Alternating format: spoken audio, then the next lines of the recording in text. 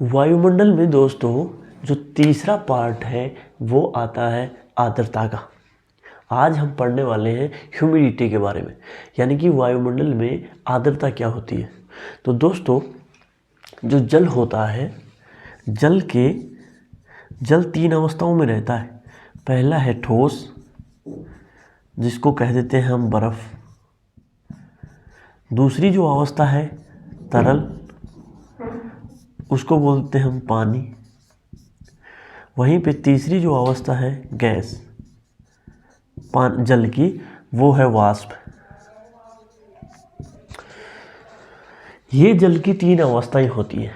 जब इसमें से जो गैसीय अवस्था हमारे वायुमंडल के चारों तरफ फैल जाती है, इसी को हम क्या बोल देते हैं? जल वाष्प बोल देते हैं। जल वाष्प यानी कि जल की जो वाष्प मात्रा है वो हमारे वायुमंडल में होने से इसी को हम क्या बोल देते हैं? जल वाष्प। अब इसी की मात्रा जब जल गैसीय अवस्था के अंदर वायुमंडल के चारों तरफ रहता है तो इसी की मात्रा को हम क्या बोल देते हैं? आर्द्रता। यानी कि जल हमारे चारों तरफ हमें दिखाई नहीं देता, लेकिन वाष्प के रूप में वो हमारे वायुमंडल के चारों तरफ रहता है। इसी को आर्द्रता कहते हैं, ह्यूमिडिटी कहते हैं। यहाँ तक क्लियर? दूसरा जो वर्ड आया है गर्म वायु और ठंडी वायु। अब आपको दोस्तों पता ही है कि जो ठंडी वायु होगी उसमें पहले से ही क्या रहेगी? आर्द्रता रहेगी। आर्द्र जब इसमें पानी रहेगा तभी तो ये ठंडी बन पाएगी। वहीं पे जब गर्म वायु के अंदर पानी नहीं रहेगा तभी तो इसको हम गर्म वायु बोलते हैं। तो गर्म वायु के अंदर जो आर्द्रता ग्रहण करने की क्षमता है वो ज़्यादा रहेगी।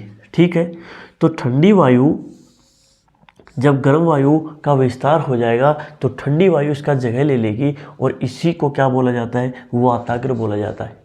ये हम क्लाइमेटोलॉजी में पढ़ेंगे। अभी हमारे क्लास 7 का चैप्टर के अकॉर्डिंग ही चलना है। इसके बाद में ये हो गया कि जलवाष्प की जो मात्रा होती है कहाँ पे? हमारे इर्द गिर्द। उसी को हम क्या बोल देते हैं? उसी को बोल देते हैं आर्द्रता।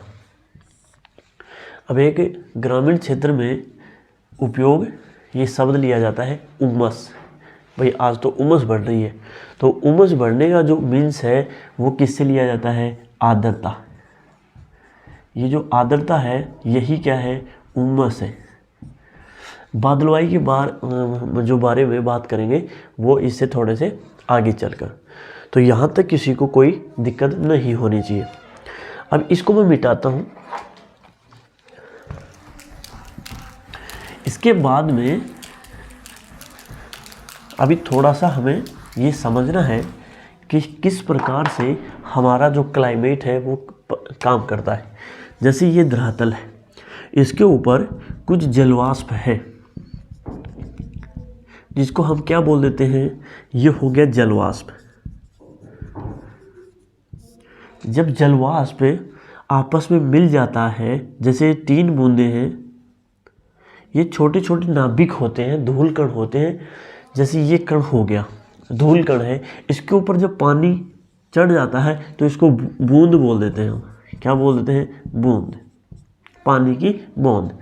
जब ये पानी की बूंद आपस में मिल जाती है, बॉन्डिंग कर लेती है एटमॉस्फेयर में, तो इसी को हम क्या बोल देते हैं? बादल। यानी कि ऐसे ही विभिन्न प्रकार के कण, बूंदें आपस में मिल जाती हैं और उनका विस्तार क्या हो जाता है? बढ़ जाता है। ऐसे ही तो ये क्या है? बूंदों का समूह है। क्या कहलाता है? बादल कहलाता है। ठीक है, जब ये बूंदें इतनी भारी हो जाती है कि ये वायुमंडल में रह ही नहीं सकती।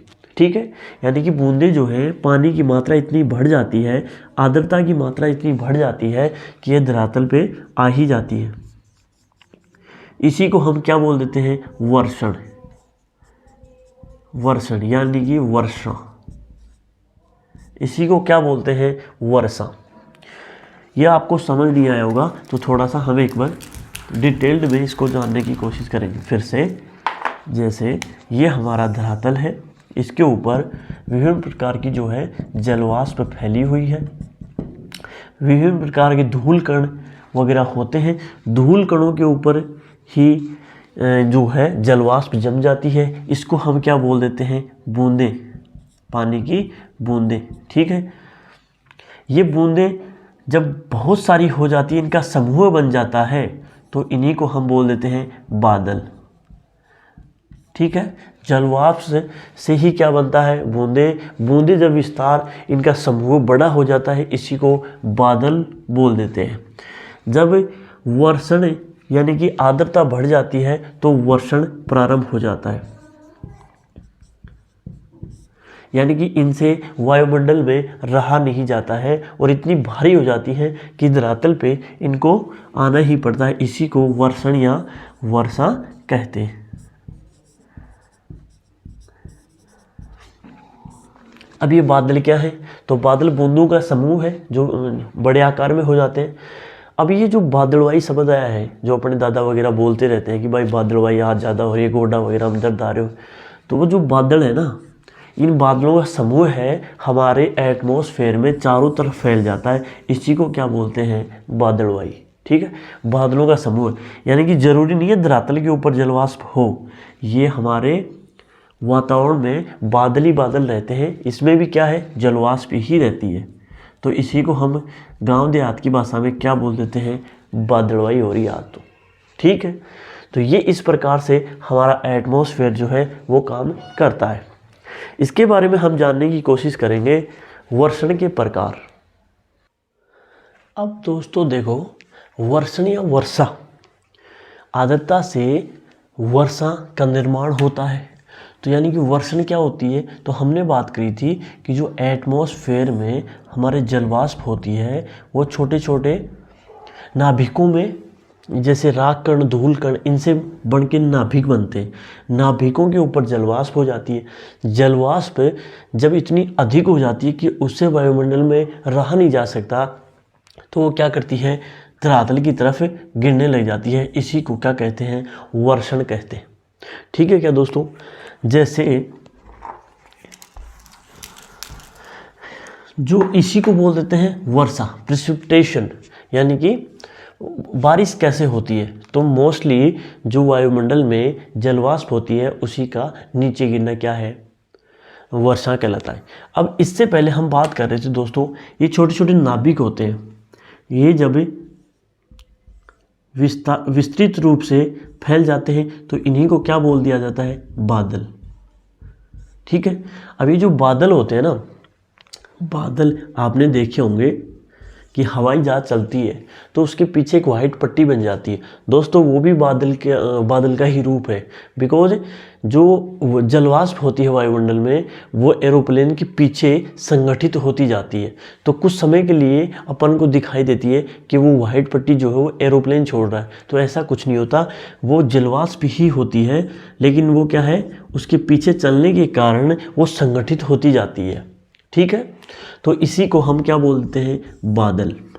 जब बादल ये समूह हो गया और बादल के अंदर इतनी जलवाष्प हो गई कि उससे क्या, वहाँ पे उस जलवाष्प को रोका ही नहीं जाता, तो रोका नहीं जाता है तो वो क्या हो जाएगा? नीचे की तरफ पड़ने लग जाएगी। इसी को हम वर्षण कहते हैं या बारिश कहते हैं। ठीक है, इसी को हम क्या बोल देते हैं? वर्षा। ये तीन प्रकार की होती है, पहली संवहनी वर्षा, दूसरी पर्वतीय वर्षा और तीसरी है चक्रवातीय वर्षा। तो संवहनी वर्षा कौन सी होती है? तो दोस्तों धरातल के ऊपर से गर्म वायु जो है ऊपर की तरफ चलती है और जब ये संवहन जो तरंगें उठती हैं ये धीरे धीरे क्या हो जाती है? ठंडी हो जाती है। यहाँ पे क्या हो जाती है? ठंडी होकर ये बादलों में बदल जाती है और इसी से जो बारिश होती है उसी को क्या बोला जाता है? संवहनी वर्षा बोला जाता है। दूसरी जो बारिश है वो पर्वतों के ऊपर देखने को मिलती है, जैसे यहाँ से बादल आए और यहाँ पे जो बारिश होगी उसी को बोलते हैं पर्वतीय वर्षा। इस साइड जो है बारिश नहीं होगी, इसको बोलते हैं वृष्टि छाया क्षेत्र।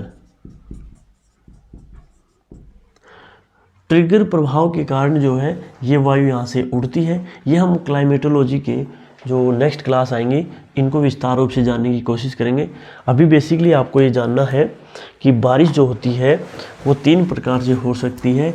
एक तो है संवहनीय वर्षा, दूसरी है पर्वतीय और तीसरी है चक्रवातों के द्वारा जो बारिश होती है उसको हम बोलते हैं चक्रवातीय वर्षा। यानी कि चक्रवात आते हैं, आपने देखा होगा उड़ीसा और पश्चिम बंगाल की साइड, तो वहाँ पे जिस प्रकार की बारिश देखने को मिलती है उनको हम बोलते हैं चक्रवातीय वर्षा। तो दोस्तों ये हमारा चैप्टर जो है वायु भी यहाँ पे कंप्लीट होता है। इसके बाद में हम स्टार्ट कर रहे हैं चैप्टर नंबर 5। चलिए बहुत बहुत धन्यवाद।